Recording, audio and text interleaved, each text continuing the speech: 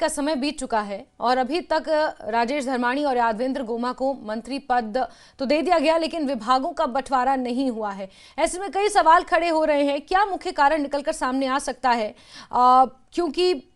काफ़ी सीनियर हैं, चाहे अगर राजेश धर्माणी की बात करें तो काफ़ी सीनियर है कांग्रेस में, एक अपनी साख रखते हैं। वहीं यादवेंद्र गोमा की बात करें तो सबसे बड़े जनपद कांगड़ा से वो ताल्लुक़ रखते हैं और उनके पिता भी एक कांग्रेसी रह चुके हैं और काफ़ी जाना माना नाम यादवेंद्र गोमा भी है कांग्रेस में।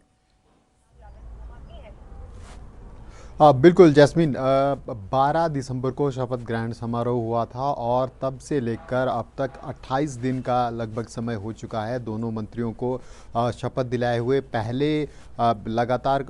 मंत्रिमंडल विस्तार के बाद अगर पिछले मंत्रिमंडल विस्तार की हम बात करें तो करीब 3 दिन तक तमाम मंत्री बिना विभागों के रहे थे, बिना दायित्वों के रहे थे। 3 दिन बाद मुख्यमंत्री की तरफ से विभाग आवंटित किए गए थे और तब से लेकर अब तक लगभग 365 दिन हो जाते हैं। लगातार कांग्रेस प्रदेश अध्यक्ष प्रतिभा सिंह की तरफ से दबाव बनाया जाता है। दिल्ली में कभी कांग्रेस के वरिष्ठ नेता राहुल गांधी से मुलाकात होती है, कभी प्रियंका गांधी से और कभी कांग्रेस के राष्ट्रीय अध्यक्ष मल्लिकार्जुन खड़गे से। और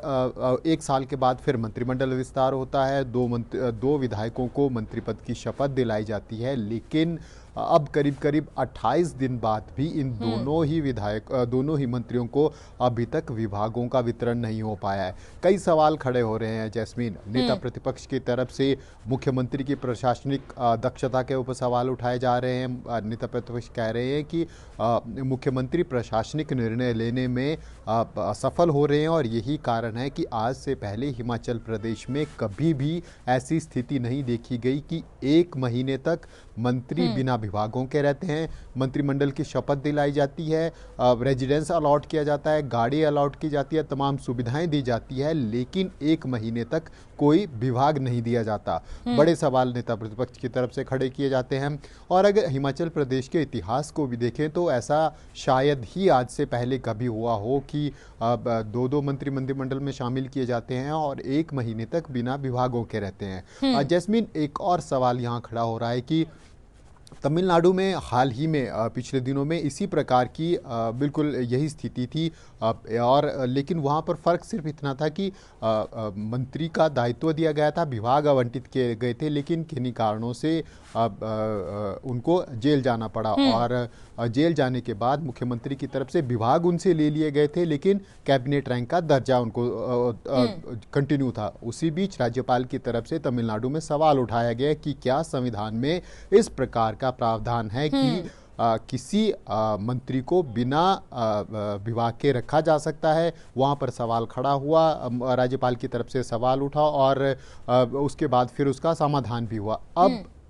जो कानूनविद हैं वो स्थितियों को कंपेयर भी कर रहे हैं कि अगर तमिलनाडु में इस प्रकार का प्रावधान नहीं है तो फिर हिमाचल प्रदेश में किन कानूनों के तहत या किस संविधान के तहत इस प्रकार का प्रावधान है। इसके अलावा कांग्रेस की अंदरूनी गुटबाजी को भी हम कह सकते हैं कि कहीं ना कहीं ये चीज़ें हवा दे रही हैं कि क्या कोई प्रदेश स्तर पर आपसी सहमति नहीं बन पा रही है कांग्रेस प्रदेश अध्यक्ष और मुख्यमंत्री की तरफ से, या फिर अड़चन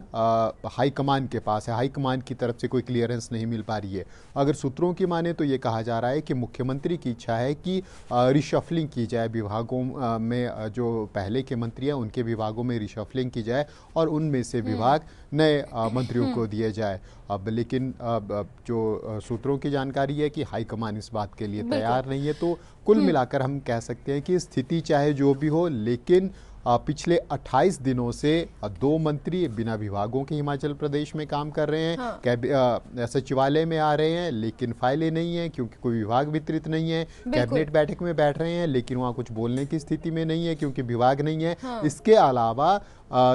विधानसभा के सत्र में धर्मशाला में शामिल हुए, लेकिन वहाँ पर भी क्योंकि विभाग नहीं है तो कोई रिप्लाई नहीं है। तो कई सवाल बिल्कुल राजेंद्र, और अगर कांग्रेस की स्थिति को प्रदेश में अगर समझने की कोशिश की जाए तो जिस तरह से आपने भी कहा कि 28 दिन हो गए हैं, 2 मंत्री कैबिनेट में शामिल कर दिए जाते हैं, लेकिन विभाग के बिना कैबिनेट का दर्जा उन्हें दिया जाता है, इस पर सवाल खड़े होते हैं।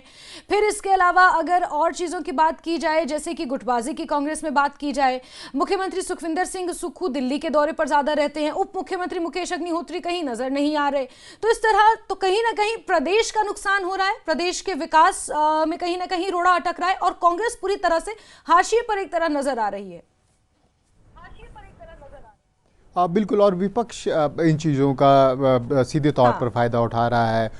पिछले दिनों नेता प्रतिपक्ष और पूर्व मुख्यमंत्री जयराम ठाकुर की न्यूज़ 18 से बातचीत हुई थी, तो वहाँ पर उन्होंने सीधे तौर पर कहा था कि मुकेश अग्निहोत्री जो नेता प्रतिपक्ष रहे, 5 साल जमकर हमले उन्होंने तत्कालीन प्रदेश सरकार पर बोले, अब उप मुख्यमंत्री बनने के बाद चुप मुख्यमंत्री हो रहे हैं, अब स्टेटमेंट आना बंद हो गई हैं। जिस प्रकार से जो कमियां तत्कालीन सरकार के ऊपर उठाते थे और जो आरोप लगाए जाते थे, अब वो तमाम स्थिति वर्तमान सरकार में हो रही है, लेकिन अब कुछ बोल नहीं रही हैं। जो पूरी वर्तमान स्थिति है, इसका विपक्ष को और भाजपा को कहीं ना कहीं ज़रूर हम कह सकते हैं कि लाभ उठाने की कोशिश भाजपा इस स्थिति के ऊपर कर रही है, विपक्ष इस स्थिति के ऊपर कर रहा है। और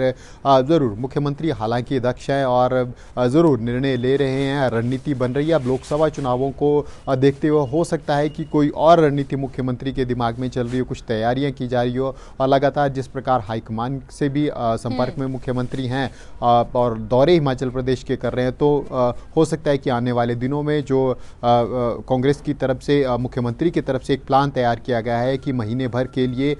तमाम विधायक, तमाम प्रत्याशी कांग्रेस के, तमाम मंत्री गांव के द्वार रहेंगे, गांव-गांव में जनसभा करेंगे, तो उससे पहले शायद जो नए मंत्री हैं उनको दायित्व मिल सके और वो फिर अपने कर्तव्य के साथ साथ निर्वहन करते हुए लोगों के बीच में भी और गांव जाकर जो जनसभाएं संबोधित करने का या लोगों की समस्याएं सुनने का जो कार्यक्रम है उसमें भागीदार हो सके। तो उम्मीद यही लगाई जा रही है कि जल्द से जल्द दोनों मंत्रियों को विभाग मिले और जल्द से जल्द वो अब कह सकते हैं कि पूरी तरह से अपने कार्य पर लौटें और तत्कालीन कार्य शुरू करें। बिल्कुल राजेंद्र, और सवाल इसी को लेकर है कि 1 महीना बीत जाने के बाद भी अगर कैबिनेट मंत्रियों को उनका विभाग नहीं बांटा गया है और फिर भी कैबिनेट का दर्जा और तमाम सुविधाएं उन्हें मिल रही हैं, तो फिर विपक्ष तो इस पर चुटकी लेगा ही।